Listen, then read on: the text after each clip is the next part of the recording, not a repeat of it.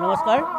প্ৰথমতে আমাৰ উদযাপন সমিতিৰ তৰফৰ পৰা আপোনাসকললৈ আমি এই গোবৰ্ধন পূজাৰ কৃতজ্ঞতা তথা উৎসাহ উদ্দীপনাৰ বাবে আপোনাৰ অহাৰ বাবে আমি আপোনালোকক ধন্যবাদ জ্ঞাপন কৰিছোঁ। প্ৰথমে ইয়াৰ পিছতে আজি এই অনুষ্ঠান ভাগিলৈ আমাৰ দৰং জিলাৰ বিভিন্ন প্ৰান্তৰ পৰা যিসকল ভক্ত আহিছে তেওঁলোককো আমি উদযাপন সমিতিৰ তৰফৰ পৰা প্ৰথমতে আন্তৰিক ধন্যবাদ জ্ঞাপন কৰিছোঁ।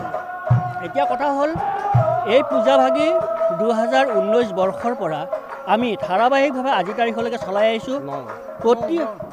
ক্ষমা কৰিব 2009 চনৰ পৰা প্ৰতি বছৰে আমাৰ এই পূজাভাগিত দৰং জিলাৰ বিভিন্ন প্ৰান্তৰ পৰা ভক্ত আহি ইয়াত তেওঁলোক আহে, পূজাভাগি তেওঁলোকে ধুনীয়াকৈ প্ৰদৰ্শন কৰে আৰু বিশেষভাৱে এই আমাৰ যিহেতু গাঁৱলীয়া অনুষ্ঠান, গাঁৱলীয়া মানুহ, গতিকে গাঁৱত গৰুৰ বিশেষকৈ আমাৰ যিটো প্ৰচলন, গৰুৰ শ্ৰীবৃদ্ধি কৰিবৰ কাৰণে দ্বাৰকাত গকুলৰ প্ৰভু শ্ৰীকৃষ্ণই ইন্দ্ৰৰ দৰ্প অহংকাৰ খৰ্ব কৰিবৰ কাৰণে যিখন গোবৰ্ধন পৰ্বত দাঙি ধৰিছিল আৰু প্ৰকৃততে কৃষ্ণয়ে যে সেই গোটেই গকুলবাসীৰ মূল, ইন্দ্ৰ যে তাৰ অধিকাৰী নহয়, সেইখিনি প্ৰদৰ্শন কৰিবৰ কাৰণে কৃষ্ণ সেইটো চলনা কৰিছিল আৰু সেইখিনিকেই আমি সেই গোবৰ্ধন পাহাৰখনকে আমি আমাৰ গোধনৰ শ্ৰীবৃদ্ধিৰ কাৰণে আজি এই পূজাখন আমি 2009 চনৰ পৰা আজিৰ তাৰিখলৈকে চলাই আহিছোঁ। আৰু এই পূজাখনৰ জৰিয়তে আমাৰ গোধনৰ শ্ৰীবৃদ্ধি হোৱাৰ লগতে আমাৰ তিনিখন গাঁৱৰ যি ভাতৃত্ববোধ, যি একতাবোধ, যিখন ধৰ্মধ্বজাৰ তলত আমি তিনিখন গাঁৱৰ মানুহ সমবেত হৈ এই অনুষ্ঠানটি দিনে দিনে ক্ৰমান্বয়ে ওপৰলৈ তুলি আনিছে মানুহখিনিয়ে, তাৰ বাবে আমাৰ সেইখিনিয়ে লাভ হৈছে বুলি আমি অনুভৱ কৰোঁ। হয়, ধন্যবাদ।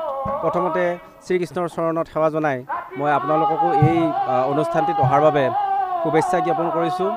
আৰু আমি 2009 চনৰ পৰাই এই পূজাখন অতি জাকজমকতাৰে পালন কৰি আহিছোঁ আৰু এই পূজাখন আমাৰ গৰৈমাৰা নৱশক্তিপাৰা গাঁৱৰ আমাৰ এতিয়া গৌৰৱৰ বিষয় হৈ উঠিছে আৰু দিনে দিনে আমি এই পূজাখন ডাঙৰ হৈ যাবলৈ ধৰিছে আৰু আগলৈও আমাৰ এই পূজাখন আগন্তুক আমি ভালদৰে পাতি যাম বুলি আমাৰ দুখন গাঁৱৰ মানুহ প্ৰতিবদ্ধ।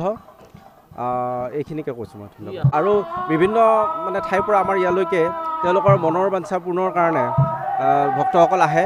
কাৰোবাৰ সন্তানহীনতা বা কাৰোবাৰ মনৰ যিবিলাক আশা থাকে চাকৰি বাকৰিৰ পৰা আদি কৰি তেওঁলোকে আশা কৰি ইয়াত কি বুলি কয় তেওঁলোকে শৰাই আগবঢ়ায় আৰু সেই হিচাপে বহুতো ফল পোৱা বুলি আমি ইতিমধ্যে জানিছোঁ। আমাৰো ভাল লাগে কাৰণ আমাৰ ইয়াত আহি তেওঁলোক উপকৃত হয়। আজিও তেনেদৰে এজন লোক আহিছিলে, তেওঁলোকে মনৰ বাঞ্ছা পূৰ্ণ হৈছে আৰু আগলৈও আমি এই পূজাখন সুন্দৰভাৱে চলাই নিম বুলি আশা ৰাখিছোঁ।